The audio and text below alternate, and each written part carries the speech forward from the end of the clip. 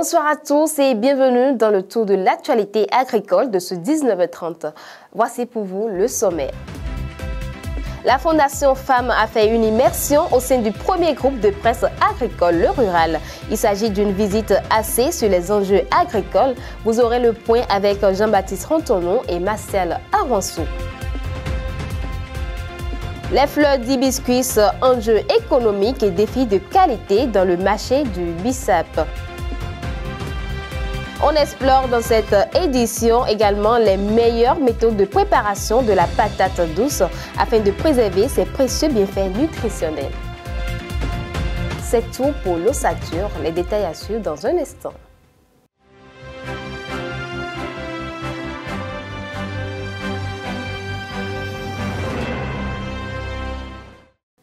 À nouveau, bonsoir. D'après les prévisions météorologiques, demain matin, Parakou sera baigné par de fortes averses, enveloppant la ville dans une atmosphère humide et fraîche avec une température avoisinant les 21 degrés Celsius. Un vent modéré soufflera du sud à une vitesse de 13 km/h, apportant une légère brise dans l'air chargé d'une humidité quasi saturée, atteignant 97%. Malgré des épisodes de sécheresse dans le Borgou, les perspectives pour la campagne cotonnière 2024-2025 restent encourageantes. C'est la conclusion tirée par les responsables de la Fédération nationale des coopératives villageoises de producteurs de coton après leur tournée d'évaluation des champs dans les 8 communes du département le samedi 24 août à Parakou. Et je l'annonçais à l'entame de cette édition, les membres de la Fondation pour l'agriculture et la ruralité dans le monde FARM ont effectué une visite marquante au sein des locaux de Le Rural le lundi 26 août 2024. Média spécialisé dans les enjeux agricoles en milieu rural, cette rencontre s'inscrit dans le cadre de leur séjour au Bénin du 25 au 31 août 2024. Jean-Baptiste Rantonon, Marcel Aronceau et Luc Maurice Landé pour le reportage. La visite de la Fondation pour l'agriculture et la ruralité dans le monde FARM au groupe de presse Le Rural marque une étape importante dans le renforcement des synergies pour promouvoir l'agriculture en Afrique. Lors de cette visite, les représentants des FARM ont reconnu l'impact considérable de Le Rural sur la sensibilisation aux enjeux agricoles, non seulement au Bénin, mais aussi au-delà des frontières. Nous suivons vos activités, Le Rural, et nous considérons chez FARM que vous êtes vraiment un média qui reflète aussi des idées que nous partageons, des valeurs que nous partageons. Justement, cette proximité avec les producteurs, cette volonté de faire progresser les agriculteurs, faire prendre conscience de la réalité des métiers de l'agriculture et aussi de donner envie à des jeunes d'embrasser ce métier qui est un métier formidable, mais qui est difficile, certes, mais qui ouvre des perspectives incroyables. Donc on est membre de la fondation FARM, une fondation qui œuvre pour la ruralité et l'agriculture dans le monde.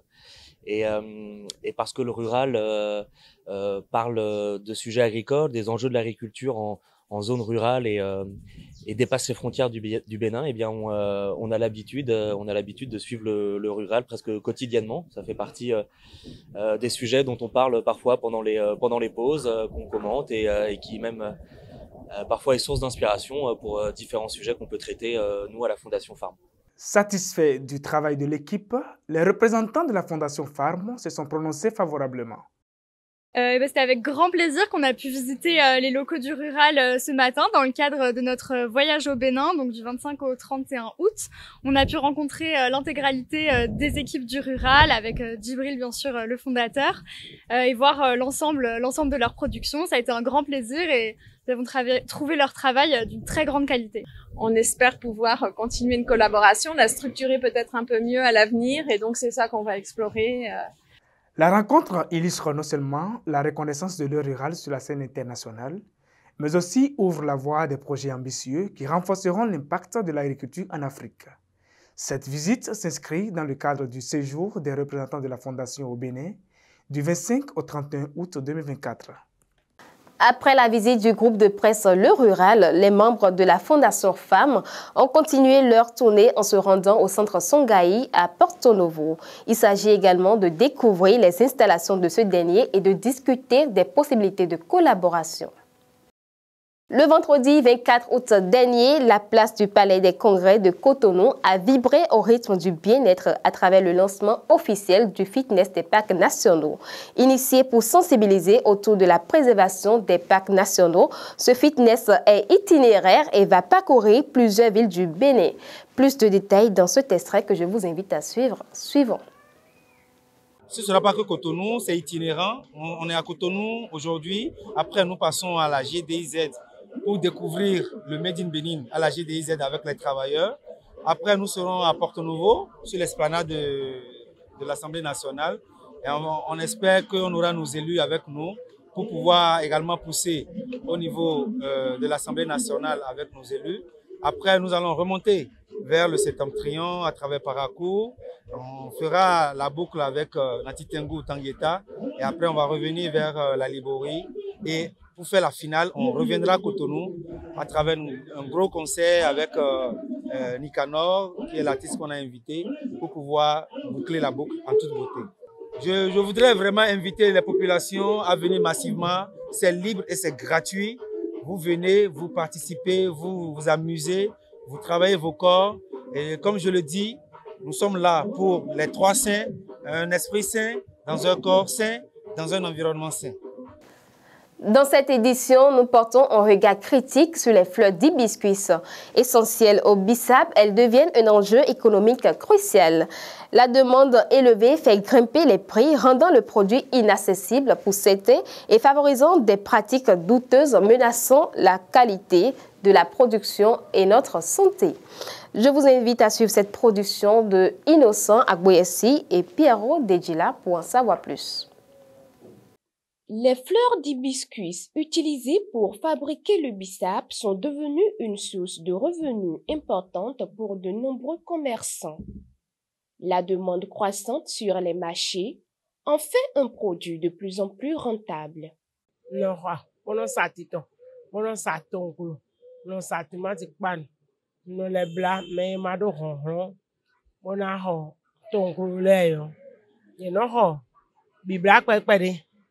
Mino sakan sa lo bato mino bla sa che dako le me atio dion do fi dion min dero 600 25 000 ewe mino 600 wene min dero o min dero yo mi horo 22 000 mi ho o e kana vari dion mina saka sa 30 000 ya sa 35 000 40 000 bi mino asa donc lo mino sa 500.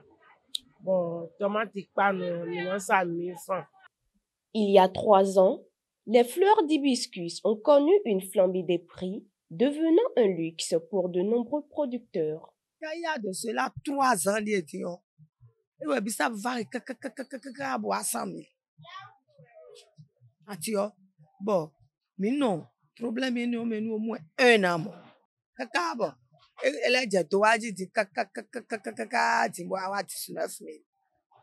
Face à la hausse des prix, certains commerçants se tournent vers des alternatives moins coûteuses, telles que des poudres aromatisées, ce qui a donné naissance à un faux bissap qui menace l'authenticité de cette boisson traditionnelle.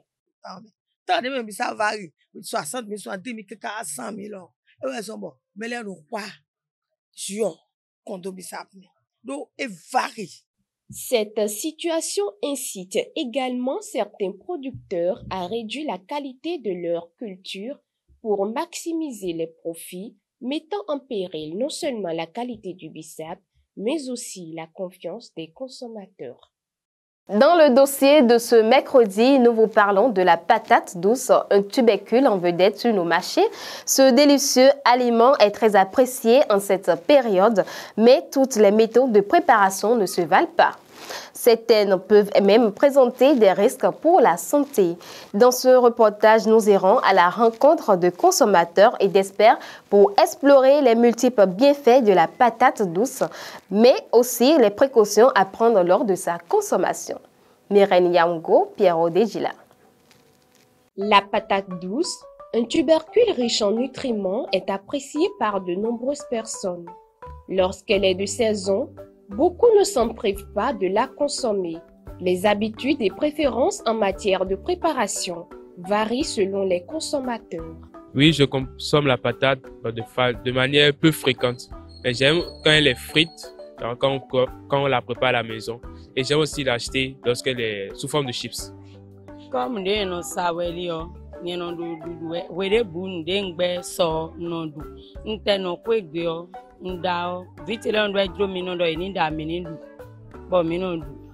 tous les jours,